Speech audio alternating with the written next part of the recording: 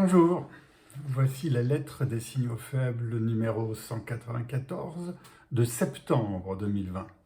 J'enregistre avec un petit peu de retard. Il y a 5 signaux faibles de la lettre freemium pour 28 signaux faibles de la lettre premium. Comme d'habitude, j'en fais paraître 2, 3 ou 4 sur LinkedIn. Mais le plus simple, c'est de vous abonner à la lettre des signaux faibles et de la recevoir dans votre boîte aux lettres. Comme je suis en retard, je vais ne donner que 3 signaux faibles de la lettre freemium. Les autres, vous les trouvez en abonnement. Le signal faible 2, c'est la Terre chauffe de trop. Et c'est vraiment une grosse inquiétude. La Terre chauffe de trop. Les incendies de Californie en sont une preuve avec la sécheresse et avec le vent. Bien sûr, la température particulièrement élevée. Les températures élevées peuvent faire monter les océans de 1 mètre d'ici 2100. C'est pas tant la banquise qui fond, mais que par le réchauffement, les océans prennent plus de volume par la dilatation. Alors si on ajoute la fonte des glaces qui réduit le rayonnement solaire et donc augmente le réchauffement de la Terre, la sécheresse est aussi forte sur le grand quart est de la France, car est, il n'y avait pas beaucoup d'humidité cet été. Les températures élevées ont provoqué de lourdes pluies dans le Gard et l'arrière-pays niçois, on s'en souvient. Donc on a un temps complètement déglingué, si on veut. Si les 1 mètre des océans à 2100 étaient un minimum, c'est-à-dire si on avait plus 2 à plus 5 mètres calculés par certains, d'ici 2100, il faut vraiment, vraiment réfléchir à ça. Je crois que c'est pas une plaisanterie, c'est énorme. On a chaque mois des températures de plus en plus chaudes, ça se retrouve sur le volume des océans, ça monte et c'est dangereux. J'imagine le nombre de villes, de terres aussi, qui pourraient être submergées, ne serait-ce qu'aux Pays-Bas ou bien sûr en France. Il y a eu un signal 3, c'est l'audience télé hors domicile par médiamétrie. Cette définition stupide, hors domicile, c'est vraiment stupide, parce qu'on peut être chez soi et regarder hors domicile. Pourquoi? Parce que ça désigne la télé regardée en dehors de la télévision de son salon. On est plus nombreux à regarder la télé sur la télévision de son salon. Puis on la regarde n'importe où, sur son iPad, sur son mobile, au café, etc., dans la maison de campagne, etc. Donc, on est de la part de Médiamétrie sur quelque chose sur des chiffres qui sont faux depuis de nombreuses années. Effectivement, le mot télévision concerne le média comme le support historique. La télévision, ou YouTube, qui est né en 2005, la télévision ou YouTube sur son mobile, doit avoir au moins une dizaine d'années. Et Médiamétrie ne le comptabilise que depuis mars 2020. Depuis mars 2020. Il a donc fallu quasiment une dizaine d'années pour s'en rendre compte, pour réfléchir. C'est un petit peu comme la RATP qui fait des études de marché pour savoir s'il faut que le métro roule jusqu'à 1h ou 2h du matin. Une étude de marché. Donc ça a été fait depuis le confinement. Médiamétrie prévoyait une durée supplémentaire de 10 minutes, ce fut 20 minutes. Sincèrement, je pense que les gens regardent beaucoup plus que 20 minutes que ce qu'ils regardaient avant. Et j'espère que Médiamétrie compte les replays, le passage sur les réseaux sociaux, etc., ce dont je doute profondément. La télévision est un média de grignotage ou un support pour s'enfiler des séries, plusieurs heures d'affilée.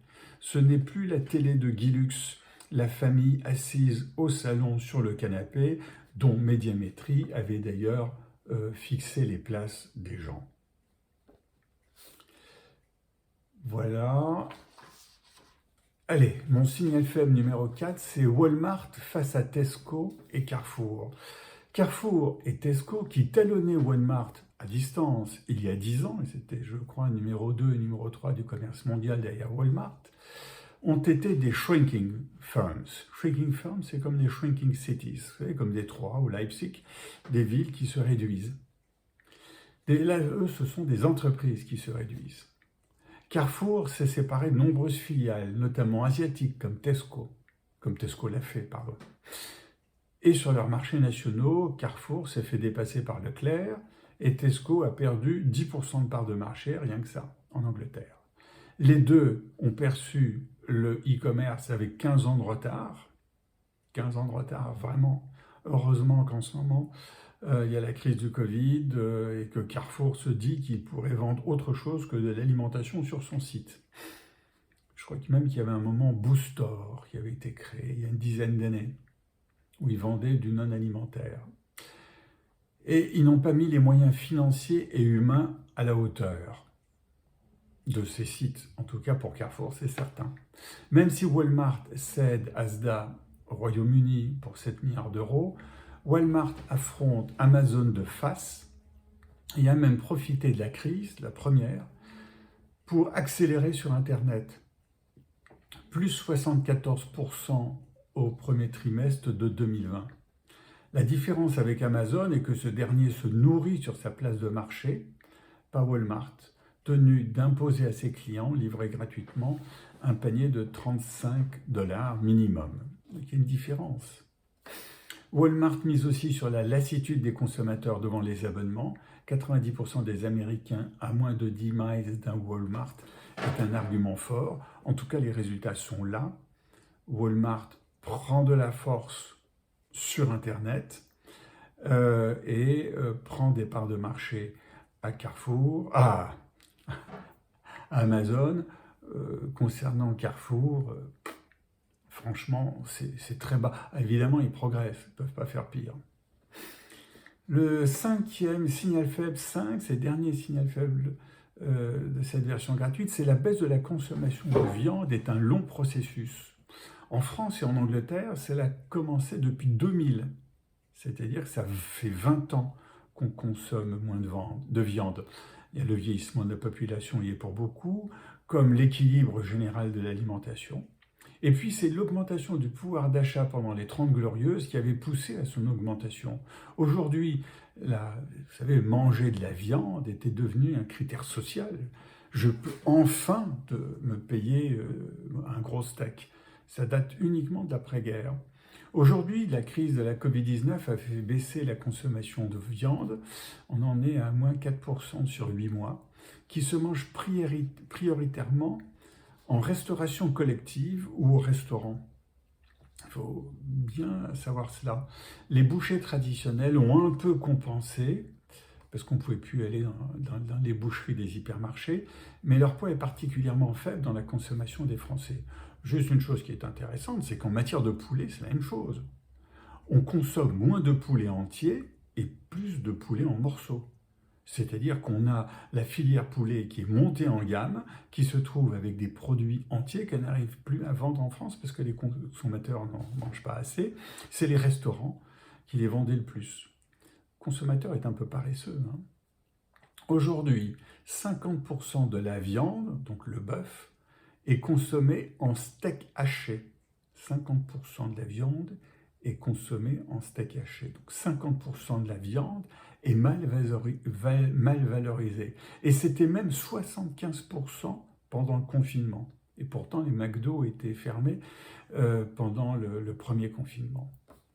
Reste une question de fond sur l'élevage en France. Est-ce que la France élève bien ses bêtes? Ne sont-elles pas trop lourdes, trop grosses?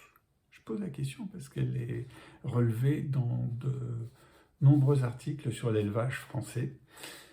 Et le sujet n'est pas pris à bras-le-corps, dirait-on. Est-ce que vous faites la différence entre un steak de bœuf limousine, un steak de bœuf charolais? Ben voilà.